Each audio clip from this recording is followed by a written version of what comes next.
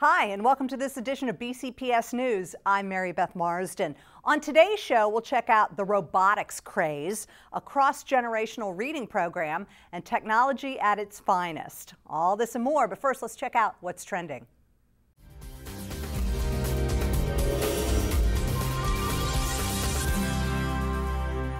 The 2012 National Carson Scholars Fund recently announced its award recipients. Each year, the fund recognizes a group of high-achieving students in grades 4 through 11 who demonstrate outstanding academic achievement and humanitarian qualities. Students receive a $1,000 college scholarship award.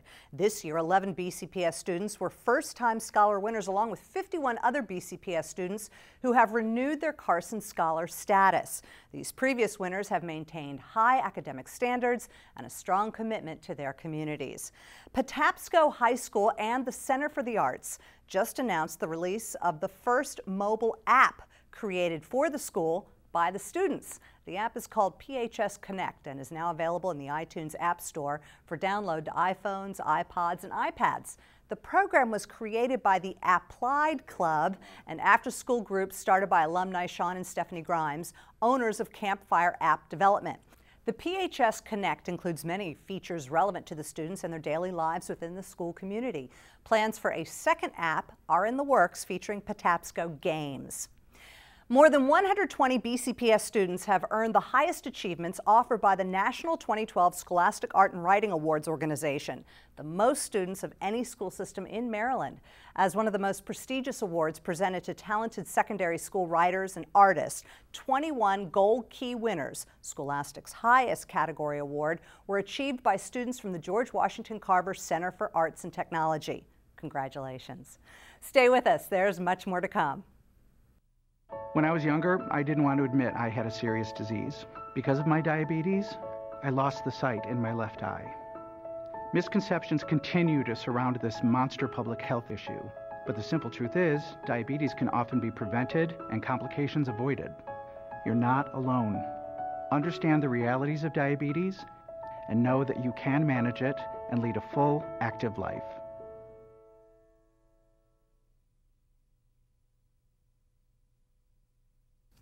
Welcome back. A unique reading program recently celebrated a milestone with some special guests. Let's turn the page and check out its local connection. A standing room only crowd packed the Eastern Tech Library on the evening of March 15th for the 20th anniversary of the school's cross-disciplinary, cross-generational reading program. The program started 20 years ago with my immediate predecessor, who was Sally McNeilis. One of the things that she worked very hard at was trying to promote lifelong reading in all of the students. So, each year for the past 2 decades, the faculty at Eastern Tech selects a book for students, teachers, and members of the community to read, and then hosts an evening where the Eastern Tech family can share their insights.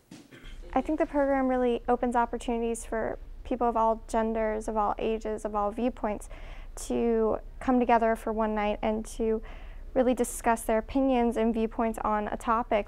This year's book was The Immortal Life of Henrietta Lacks. It was a story that you just couldn't put down when you picked it up. And those are the kinds of selections that we want our students to read.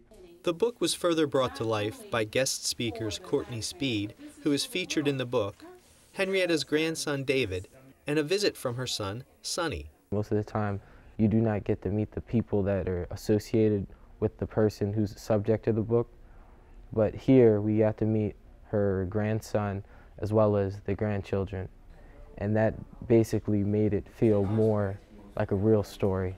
It made me think a whole lot more of what they might be going through and how they see the book as a pathway to something that's greater, just getting them known and just getting their mother known. We have to look in the past to look forward, so you won't make the same mistakes. And I think it helps the younger generation to learn from our past mistakes so that we won't make them again. So, after 20 years, the reading program continues to serve its original purpose. We recognize that reading is a key part of success in whatever you do in life. So we try to foster that as much as we can. The faculty at Eastern Tech are already working on next year's book selection. Coming up next, students from around the county of all ages are devoting more and more of their time to the fascinating world of robotics. And the VEX Robotics design system is part of that craze.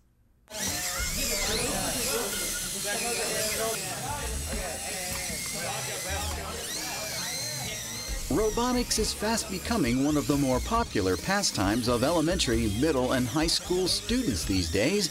And for students in the Hereford zone, that pastime has turned into a passion. I've always thought robots were cool, so I decided to join, and it's turned out to be a great experience because I've learned a lot from the other kids. I got to teach myself the language we program in, Robot C, so that's been a cool experience. The VEX Robotics design system offers students an exciting platform for learning about areas rich with career opportunities spanning science, technology, engineering, and math, otherwise known as STEM. In this tournament, we have balls and barrels that we have to put into 15-inch and 30-inch goals. And the objective of this is that the robots are in the isolation and interaction zone, where some robots are put in the isolation zone and must work until the last 30 seconds of the match, where the gate is raised and all the robots can go into the interaction zone. This objective is presented to the designers. Teamwork and innovation is the name of the game. Originally, our claw was just this little part right here and not this bottom part. And I thought that maybe if I added this, we'd be able to get a better grip on it. But not only can we get a better grip, we can also pick up more than just one object. Robotics is much more than a hobby. It's a stepping stone to a successful future.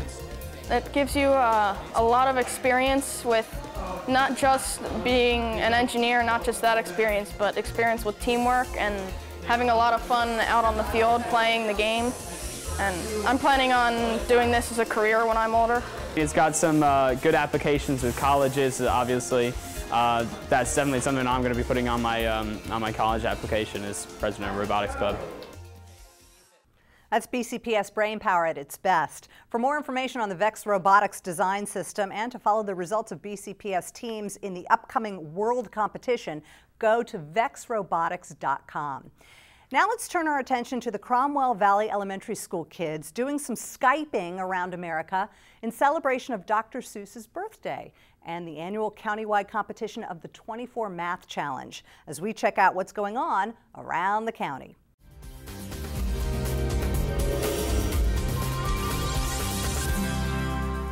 The talented students at Cromwell Valley Magnet School connected with other students around the nation by reading Dr. Seuss books, celebrating his birthday on Read Across America Day. We're trying to connect our children outside of our school walls, so that has been a goal all year long. Instead of just reading across America, we decided that we would connect across America.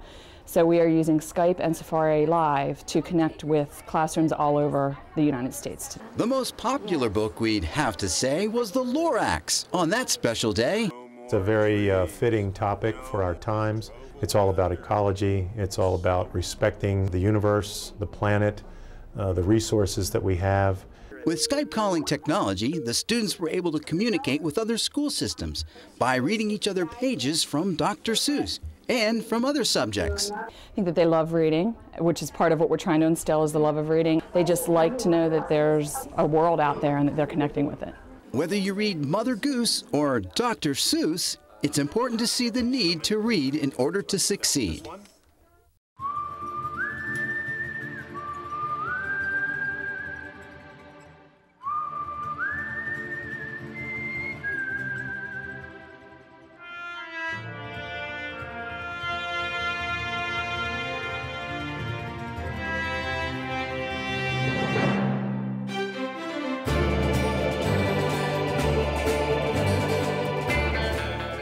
The 16th annual 24 Math Challenge, sponsored by M&T Bank, went off without a hitch this year.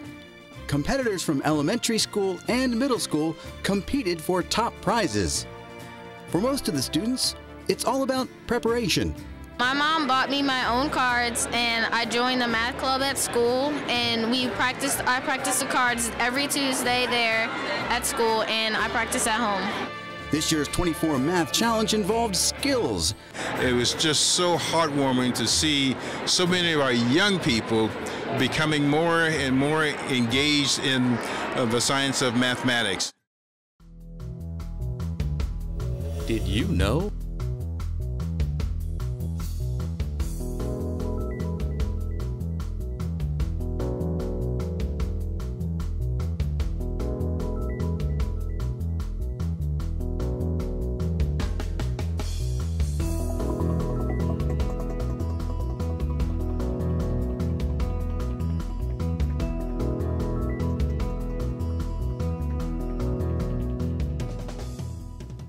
Technology is used every day throughout the school system, but one BCPS teacher was recognized for how she applies the use of technology in her classroom. Let's take an in-depth look as we get In Focus.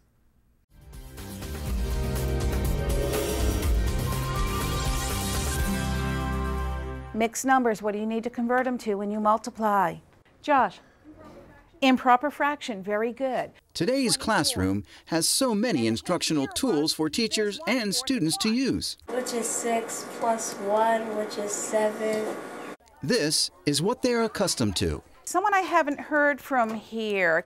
By age, I'm obviously a technology immigrant, so I had to learn a lot of the technology as I went. It's enhanced my teaching because it's made it more exciting, not just for the children, but for me. She has incorporated technology in her classroom seamlessly. Okay, make sure you're writing things because you are going to have to explain. I like using technology in math class because you get to do a lot of things on the Prometheus board and it makes math a lot more fun. I also like coming here because it's interactive and we get to use different things to help us understand different subjects like language arts and math. Mrs. Falatko feels it's important to include technology because this is what they know and how they learn. Whenever you walk in her classroom, her kids are using technology in one form or another. They're either using the Prometheus board, they're on their laptops doing some type of research. She uses technology in order to enhance their strengths, in order to meet their needs, and to address their multiple intelligence. That's why she won the Baltimore County Outstanding Educator Using Technology Award and was nominated on the state level as well. So, how did she feel? It makes me feel proud for Cromwell Valley. Our school does a wonderful job, again, of seamlessly integrating the technology from our principal's support on the projects that we do to our technology integration teachers, Dana Novotny and Jill Wright. We just get so much support, and this award should be for the whole school, and it makes me proud to represent CVE. With technology incorporated in her lessons, these students are receiving a quality education. I'm going to just tell you one thing for middle school. When you make your... We'll keep you posted to see if she wins the Maryland Outstanding Educator Using Technology Award. We wish her the best. That does it for this edition of BCPS News. If you have any story ideas, comments, or suggestions, contact us at edchannel@bcps.org and follow BCPS on Facebook and Twitter. As we leave you today, let's take a look at the Young Artist Showcase on display at the Towson Arts Collective Gallery. Until next time, I'm Mary Beth Marsden. Thanks for watching.